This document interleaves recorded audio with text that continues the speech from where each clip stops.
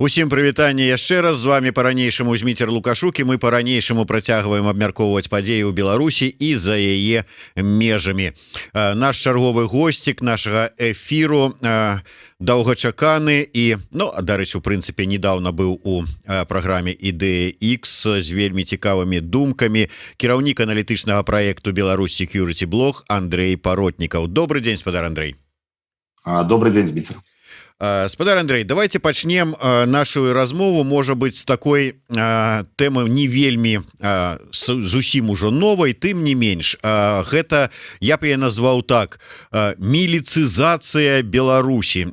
Шмат і раней, у прынцыпе, было такое заўважна, што на розныя пасады, можа быть, для гэтага не прызначаныя прыходзяць людзі ў пагонах, але апошнім часам такое адчуванне, што хочуць іх пасадзіць паўсюль. Вось на намесніка там кіраўніка Акадэміі навук прыйшоў чалавек з сілавых структураў, нават зараз таварыства паляўнічых і рыбаловаў узначаліў колішні міністр унутраных спраў. Што ўсё гэта азначае? Гэта я б сказал так, что гэта з'явы рознай прыроды, рознага парадку. Калі мы кажам пра прызначэнне Шуневіча, ёсць такі чалавек, які давёў сваю лаяльнасць, які, скажем так, заўсёды быў чалавекам гэтай дзяржавы. Зараз, па незалежачым ад яго абставінам, ён пакінуў міністэрскую пасаду. Трэба чалавеку нейкую такую пасаду знайсці, каб з аднаго боку яна была дастаткова лайтовай з кропкі гледжання абавязкаў, але з іншага боку яна была статусная, яна падтрымлівала яго нейкі сацыяльны і грамадскі статус. Вы знайшлі ему такую пасаду старшынём гэтага таварыства паляўнічых і рыбалоў. А што тычыцца прызначэння ў Акадэмію навукі новага міністра юстыцыі, то фактычна гэта расстаноўка людзей, зноў-такі людзей, якія давялі сваю лаяльнасць, у якіх няма сумневаў, на тыя кропкі, якія ў мінулым годзе стваралі праблемы для рэжыму, дзеля таго, каб, скажем так, нежданчыкаў больш не было. І гэта ёсць падрыхтоўка перад буйной палітычнай кампаніяй, якая перед нами стаіць. Першую чаргу гэта канстытуцыйны рэферэндум, так званая канстытуцыйная рэформа. Але я б сказаў, што вельмі можа быць, што не толькі. То бок, канешне, пакуль цяжка сказаць, бо мы да гэтага часу так і не пабачылі не тое, што праекта канстытуцыі, мы не пабачылі нават нейкай уцямнай архітэктуры адносна таго, што будзе прапанавана. Але я не выключаю, што ў пераходных палажэннях могуць быць некалькі сюрпрызаў вельмі прынцыповых, да якіх рэжым зараз рыхтуецца, у тым ліку і расстаноўкай давераных, надзейных людзей на ключавыя пасады. Давайте мы да тэмы нашай любімай тэмы, дзе прыхавана розных шмат канспіралагічных камянёў пра канстытуцыйную рэформу, яшчэ вернемся, але крыху пазней. Але вось наконт прызначэння Шуневіча ў таварыства. Вы так сказалі пра тое, што такую лайтовую пасаду, якая, можа быць, ні да чаго асабліва не абавязвае. Тым не менш, я чуў меркаванне да таго ж самага вось Егора Лебядка, што не ўсё так проста, і гэта звязана з фармаваннем атрадаў так званай тэрытарыяльнай абароны, якая будзе фармавацца на месцах з лаяльных людзей, да рэжыма лаяльных, якія ў той жа час ведаюць, з якога боку брацца за стрэльбу, і, маўляў, вось Шуневіч на адказнай такой пасадзе будзе сачыць за фармаваннем гэтых такіх атрадаў абароны, асноўная функцыя якіх можа быць не ад якіх-небудзь уварванцаў і захопнікаў з-за межаў краіны абараняцца, а супрацьдзейнічаць магчымым масавым пратэстам. На мою думку, вось якраз гэта і ёсць канспіралогія, таму што дастаткова прынята захадаў дзеля таго, каб падаўляць любыя пратэсты, наяўнымі сродкамі, інстытуцыйнымі сродкамі, так званымі сілавымі структурамі, які насамрэч уже сілавымі давно не з'яўляюцца, гэта карательны апарат рэжыму. Я хочу згадаць, што ўнесеныя змены у заканадаўства, якія дазваляюць у прыватнасці і міністэрства па надзвычайным становішчы, і нават ДФР прыцягваць да падаўлення пратэстаў на вуліцы, не проста у выглядзе нейкіх крымінальных справаў ці аператыўнай распрацоўкі, а менавіта з дубінкамі на вуліцах. Таму казаць, што на базе гэтага таварыства паляўнічых і рыбаловаў будуць стварацца нейкія там, я не ведаю, зондар-каманды ці атрады штурмавікоў, Шуневіч гэта такі а-ля Рэм, не хочу нікога пакрыўдзіць, проста аналогія гістарычная. Ну, пакуль я не бачу предпасылак для гэтага. Але тым не менш, паглядзець, сапраўды, безумоўна, у больш-менш буйных гарадах, не кажучы ўжо пра сталіцу, дастаткова сіл, АМАПу, там і губазікаў, і ўсіх астатніх, развялося іх там безліч, якія з радасцю кінуцца дубасіць гэтых змагароў, БЧБшнікаў і гэтак далей. А калі браць невялічкія гарады, ці дастаткова там будзе мясцовых сілаў для того, каб магчымым ці патэнцыйным нейкім акцыям пратэсту супрацьдзейнічаць? Дастаткова, таму што трэба заўважыць, што нават мінулым годам рэжым прадэманстраваў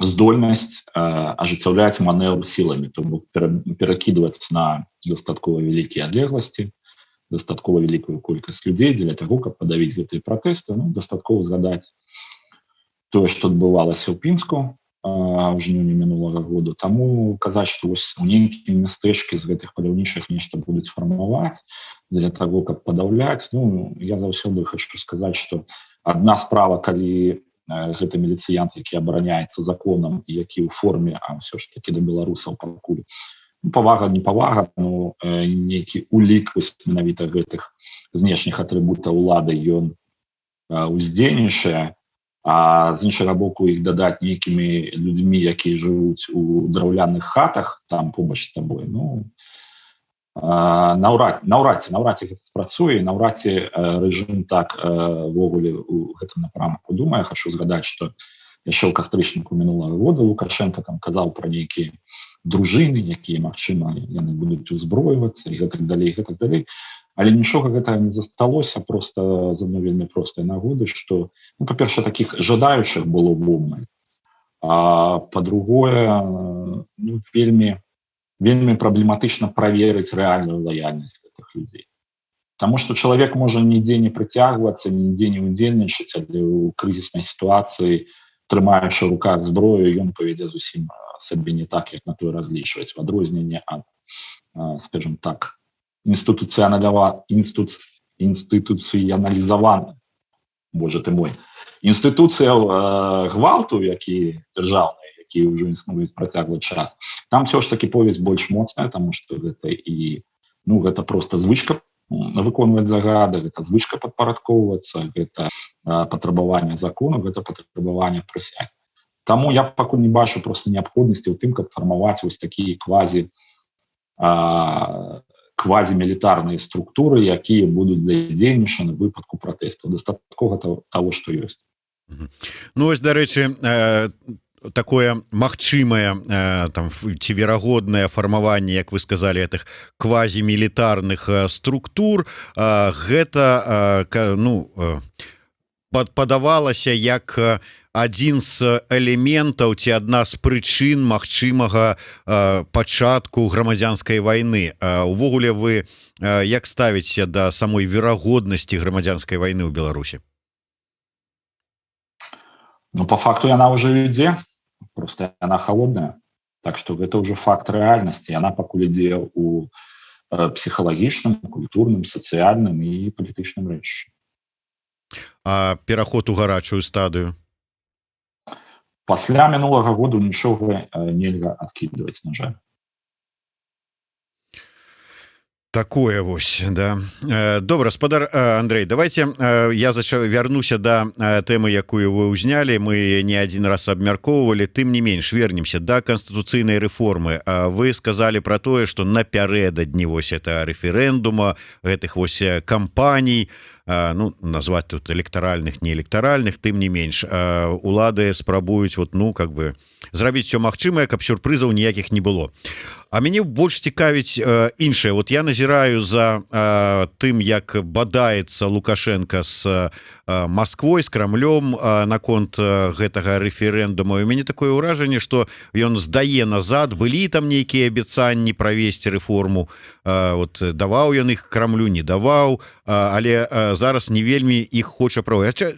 Зараз же здаецца ён у такой сітуацыі, калі можа сказаць, што ўвогуле самае гляжу я тут, не трэба яно нам, ні гэтая рэформа, ні з палітычных патрэбаў, ні з таго, што не прынесе мне ніводнага годнага варыянту новай канстытуцыі. Таму все адмяняем, хай будзе ўсё па-старому. Чаму і не ідуць на это? Потому что не могуць пайсці. Все ж таки гісторыя з канстытуцыйнай рэформай, гэтай званай палітычнай рэформай, гэта гісторыя не мінулагодняя. Яна пачалася значна раней. І таму я б сказаў, што тут была б вялікая памылка, калі мы разглядаем гэтую сітуацыю выключна ў прывязцы да бегучага моманту. То бок гэта значна больш доўгая гісторыя, наколькі я ведаю, не пазней за 2019 год было даручэнне Лукашэнка распрацаваць новы варыянт канстытуцыі. Над гэтым працаваў Канстытуцыйны суд. То бок гэта праца ці гэтая актыўнасць, яна мае нейкую гісторыю. Тут вялікае пытанне, чаму гэта пачалося, тому што такія рэжымы ідуць на такія крокі не тады, калі яны мэтазгодны ці там рацыянальны, ці яны саспелі, а тады, калі не ісці на іх немагчыма. І тут таксама я хацеў бы звярнуць адну увагу на адзін момант. Лукашенко абвінавачваюць тым, што ён хоча перасесці на новую пасаду і фармальна не з'яўляючыся прэзідэнтам кіраваць усім і все кантраляваць. Але падчас апошняга паседжання гэтай званай канстытуцыйнай камісіі там прагучала прапанова, па-першае, стварыць стала дзеючы прэзідыум гэтак званага Усебеларускага народнага сходу. А па-другое, каб Лукашенко гэты прэзідыум альбо ўзначаліў асабіста, альбо перадаць гэтаму прэзідыуму функцыю прызначэння ўсіх кіраўнікоў сілавых структураў. І Лукашенко выступіў супраць гэтай ідэі, таму што з ягонай кропкі гледжання гэта размывае паўнамоцтвы прэзідэнта як вярхоўнага галоўнакамандуючага. А што такое перадаць нейкай структуры непадкантрольнай прэзідэнту права на прызначэнне каманднага складу, вышэйшага каманднага складу сілавых структураў? Это фактычна той самы казахстанскі варыянт, просто там Назарбаев ён перасеў на пасаду старшыні Савета нацыянальнай бяспекі, і гэты Савет нацыянальнай бяспекі атрымаў вось такія паўнамоцтвы фактычна кантраляваць і кіраваць усёй палітыкай у сферы бяспекі краіны. Лукашенко ад гэтага адмаўляецца. Гэта таксама цікавы момант, які трэба трымаць у галаве. Вы, узгадваючы гэтую канстытуцыйную рэформу, сказалі, што тут можна чакаць на шляху да гэтага рэферэндума пэўных нейкіх сюрпрызаў, нечаканасцяў. Не памятаю дакладна, як вы там сфармулявалі. Што гэта можа быць? У першую чаргу я маю на ўвазе тут датэрміновыя выбары, і пытанне ў тым, выбары якія, так? Ці выбары прадстаўнічых органаў улады, ці прэзідэнцкіх. Але ў любым выпадку гэта павінна быць прадугледжана пераходнымі палажэннямі Канстытуцыі, таму пакуль мы не бачым тэксту, тут мы можам толькі выказваць здагадкі, а не ствараць нейкія гіпотэзы. Тым не менш, вот ўсё ж такі ваше меркаванне па выніку гэтай рэформы, што мы будзем мець? Двуладдзе ці што? Наўрад ці мы будзем мець двуладдзе, таму што ў межах гэтай сістэмы двуладдзе будзе азначаць смерць гэтай гэтай сістэмы, яна просто развалится цягам некалькіх месяцаў. Я лічу, што мы будзем мець пераходнага прэзідэнта, некага прадстаўніка номенклатуры, які з аднога боку з кропкі гледжання Лукашэнкі павінен будзе захаваць гэты рэжым ў недатыкальнасці як такую палітычную спадчыну Лукашэнкі Александра Григоровича, так?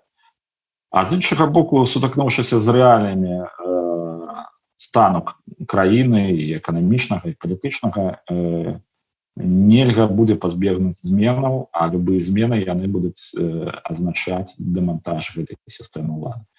То бок фактычна ў нас зараз на палітычным календары 87, 88, магчыма нават 89 год. Ўсё ж таки мяне цікавіць ваше бачанне, якая ж роля самого Лукашэнкі будзе?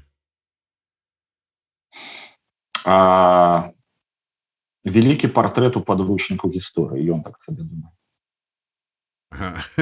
Ну, гэта можа быць так в ідэале і у яго бачанні вот там как бы праз гады, але ў гэты перыяд вот не будзеш ён вот, ну правядуць яны рэферэндум і што, а Лукашенко будзе, як там ён сказаў Собчак, ну вот я не прэзідэнт, прачынаюся утром і што? Вот что? Вот... Ну, ён шмат каму што казаў, расійскім журналістам ён сказаў, што ён здаровы мужик і ён можа паехаць працаваць у Расію, так? Цікава, што ў Расію менавіта ехаць працаваць, незразумела, правда, кім. Можа, нейкае ток-шоу будзе весці на тэлевізіі. Складана пакуль зноў-такі сказаць, але калі гіпатэтычна будаваць гэтую карціну, то ёсць гістарычны замежны досвед, калі умоўна кажучы, стваральнік палітычнага рэжыму потым адыгрываў функцыі такога, так бы мовіць, старэйшага настаўніка новага кіраўніка дзяржавы. Вось. Пакуль мне падаецца, што гэта выглядае неяк так. Ясно, добра, давайте да других тэмаў. Ўсё ж таки можа быць расійскі яшчэ след, назовём гэта так.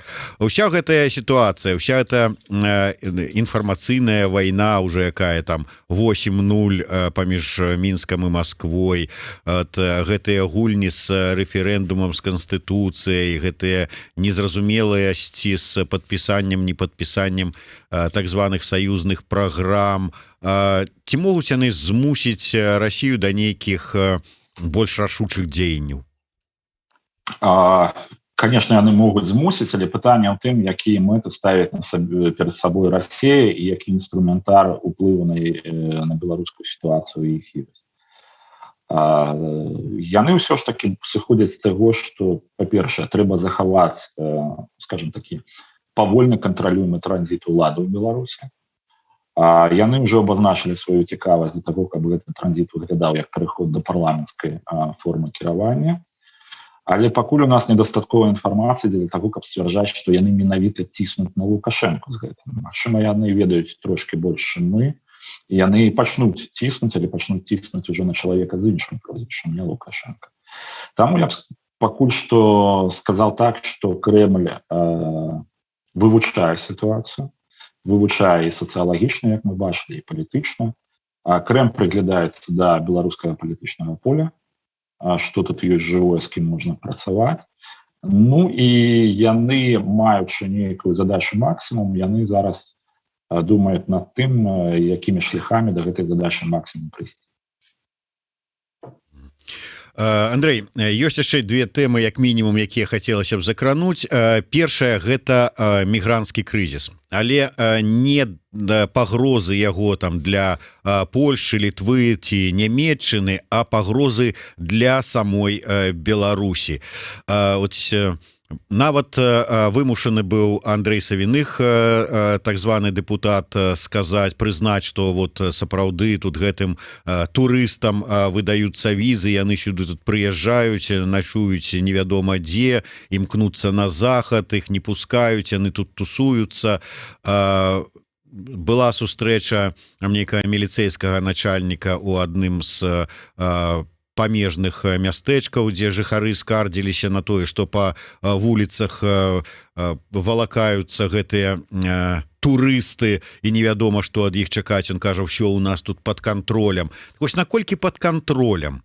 Ці ёсць небяспека для унутранага грамадскага парадку ў Беларусі ад гэтых людзей, якія у выніку апынуліся ў пастцы ні туды, ні сюды іх? Вот і што рабіць? Чаго ад іх чакаць? Конечно, такая небяспека ёсць, таму што людзі, у прынцыпе, в складанай сітуацыі псіхалагічна і ў складанай матэрыяльнай сітуацыі. Шмат хто з іх дзеля таго, каб, скажем так, трапіць в еўразвяз, прадалі всю сваю маёмасць на радзіме. Таму сітуацыя ўжо стварае праблему, ужо ёсць факты крадзяжоў прадуктаў харчавання ў крамах, ужо ёсць факты, калі гэтыя так званыя турысты ходзяць па пад'ездах і просяць нешта паесці. І чым далей гэтая сітуацыя зацягваецца, тым больш такіх фактаў мы будзем бачыць, і тым больш масавымі, адпаведна, адкрытымі яны будуць. Ну і, безумоўна, барані Божа, калі здарацца нейкія сутычкі з беларусамі у гэтых так званых турыстаў, то ўся палітычная адказнасць, грамадская думка, безумоўна, будзе складзена менавіта на рэжым, які запрасіў і прывёз гэтых людзей, хай нават і за грошы, а не на захад, які іх да сабе не пускае. Таму ў дадзеным выпадку гэта выклік для сістэмы ўнутранняй бяспекі да грамадскага парадку ў Беларусі.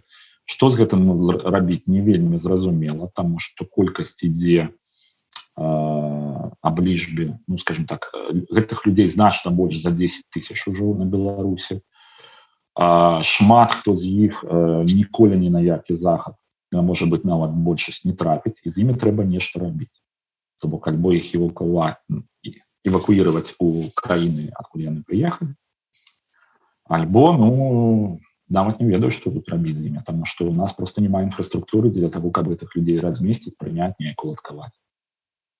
Ці ёсць хоць нейкія прыкметы, што беларускі рэжым пра гэта думае? Я вось гляджу інфармацыю, там адкрываюцца новыя рэйсы, нібыта пракладаюцца новыя маршруты, і пакуль што не з Беларусі у Еўрасаюз, а менавіта ў Беларусь. І такое адчуванне, што яны працягваюць нарошчваць поток гэтых турыстаў у нашу краіну. А вот што з імі рабіць, ці ёсць нейкія такія прыкметы, што там в прынцыпе разумеюць гэта і нейкі план Б ёсць? Плана Б няма, разуменне ёсць, але тут ёсць адна праблема, што гэтыя працэсы яны маглі быць запущены толькі па загаду аднога чалавека. І адпаведна яны спыніцца могуць толькі па загаду гэтага самага чалавека. І тут вялікае пытанне, наколькі, в прынцыпе, гэты чалавек адэкватна інфармаваны альбо адэкватна ўспрымае інфармацыю і ў стане проста паглядзець трохі далей, чым заўтрашні дзень. Таму ніякага плана Б няма. Калі нешта здарыцца, тады будзе нейкая рэакцыя. Але пытанне ў тым, што я зноў-такі паўтаруся, гэтых людзей шмат. Інфраструктуры не для іх размяшчэння, не для кантролю над імі няма. То бок фактычна, калі 12-15 тысяч зараз, а можа быць 20 тысяч да снежня будуць на Беларусі, гэта, скажем так, такая выбухоўка будь-будь. І пры гэтым сам рэжым ставіць сабе такую сітуацыю, калі яны не могуць дзейнічаць у адносінах да гэтых людзей жорстка. Таму што яны абвінавачваюць жорсткасці менавіта краіны еўразвязу, а калі тут нейкія дзеянні супраць нелегалаў будуць адбывацца, гэта, так бы мовіць, пераабарочвае сітуацыю на іншы бок. Таму пакуль што як выхад, як такая спроба выпусціць гэты пар, тое, што мы назіраем, гэта больш актыўныя спробы і больш агрэсіўныя спробы пранікнуць на тэрыторыю Польшчы, і зараз зноў пачаўся трафік да літоўскай мяжы. Магчыма, мы пабачым масавыя прарывы мяжы, у якіх удзельнічае там дзесяткі ці там каля сотні чалавек. ну, а 2, 3, 4 тысячи человек в одной кропце. Да чаго это можа прывесці вот такі прарыў мяжы масавы? Да стрельбы. Страляніна будзе, будуць загінуўшы. Таму што трэба зразумець, што такі прарыў ён будзе суправаджацца, гэта не проста разабралі плот і пабеглі некуды туды. Таму што, безумоўна, немагчыма такую групу людзей просто за 15-20 хвілінаў сабраць. Іх будуць збіраць некалькі гадзінаў, а хутчэй за ўсё сотні альбо нават больш. Адпаведна, схаваць такую групу таксама немагчыма. Адпаведна, на тым з таго боку мяжы іх ужо будуць чакаць, умоўна кажучы, мясцовыя сілавікі. І, безумоўна, каб прорваць просто гэты кардон, ну, трэба будзе выкарыстоўваць гвалт в адносінах да сілавікоў. Адпаведна, і ў польскіх, і ў літоўскіх сілавікоў у іх з'яўляецца права на выкарыстанне зброі. Ці няма нейкіх, ну, я не ведаю, сведчанняў, не сведчанняў, але падазрэнняў, што да гэтага, у прынцыпе, адмыслова сітуацыю і падвозяць? Я б не выключаў, што гэта жаданы напрамак развіцця, таму што, ну, глядзіце, якая сітуацыя. І ў Польшы, і ў прынцыпе ў еўразвязе ёсць галасы, якія кажуць, што гэтых людзей трэба запусціць, а потым ужо з імі разбірацца ў межах тых працэдур, якія існуюць, то бок некаму даваць гэты прытулак, некага дэпартаваць на радзіму, але пакуль іх трэба проста прапускаць, бо людзі ў складаным становішчы, у іх скончыліся грошы, яны жывуць на вуліцы, надвор'е пагаршаецца, жанчыны, дзеці і гэтак далей, і гэтак далей.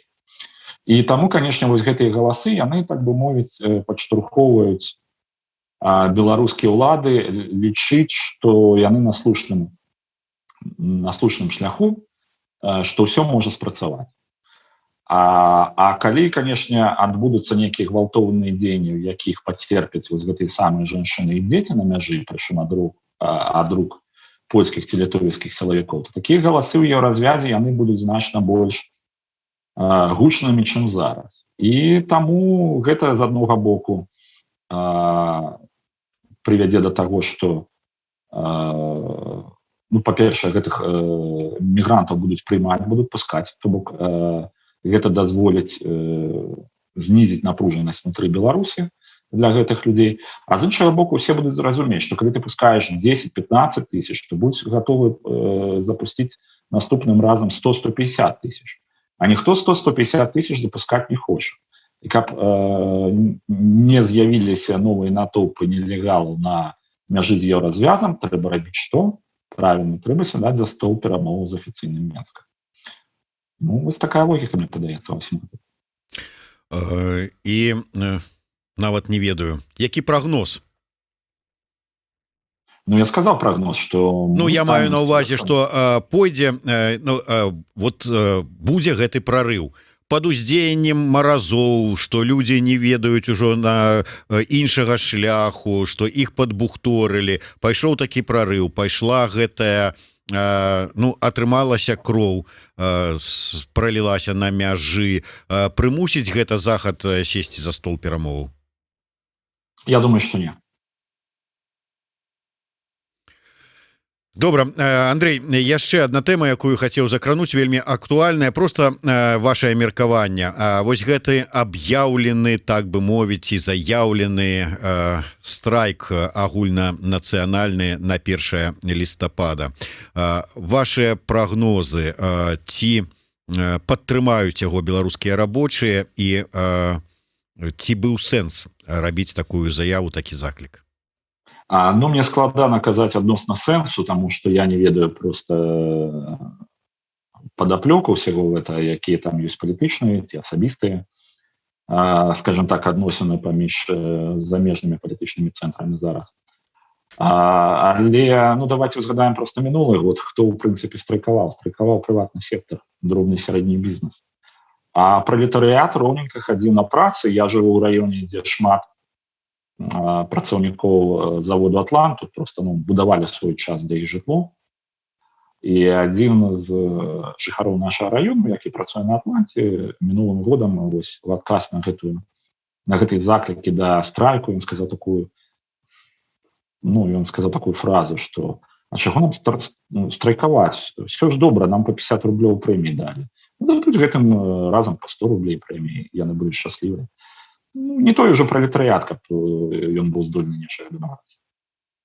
Атрымліваецца, што ну ад самага пачатку нават не беручы на ўвагу там эканамічную сітуацыю, якая не скажа, што крытычная ў краіне, не беручы на ўвагу так абыякавасць да пэўную абыякавасць да палітычных падзеяў больш ну часткі беларусаў улады ведаюць, як гэтаму супрацьстаяць, і гэта быў такі дарэмная бурбалка.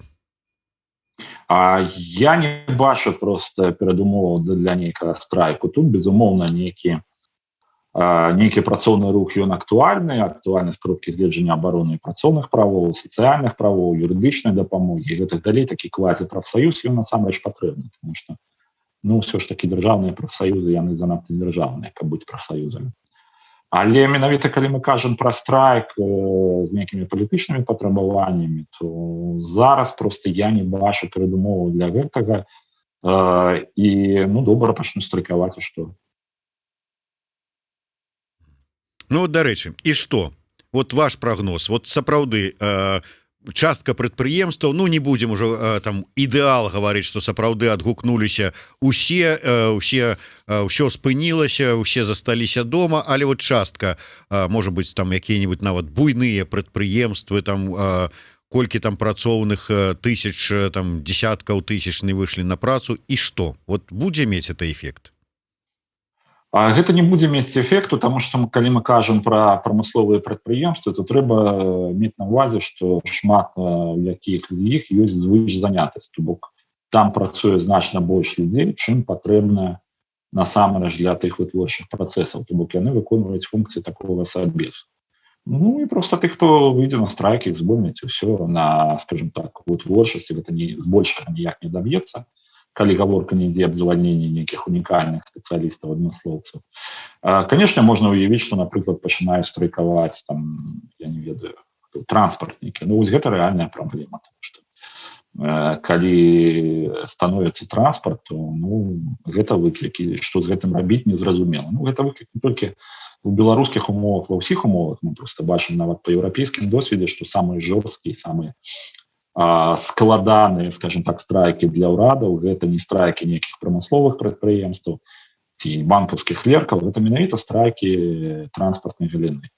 Ну, але пакуль выглядае так, што для Беларусі гэта не актуальна. Яшчэ раз паўтаруся. Я не чакаю пралетарскай рэвалюцыі на Беларусі, бо на Беларусі ўжо няма таго пралетарыяту, які здольны і гатовы адстойваць свае правы. Прынамсі, менавіта як масавы з'яв. І на заканчэнне ваш прагноз, як вы думаеце, ну вот да хаця бы гэтага рэферэндума запланаванага там на люты 2022 году, нейкае паслабленне ў рэпрэсіях, ва ўсім гэтым ціску, што адбываецца, будзе ці не, ці так і будуць? Не будзе.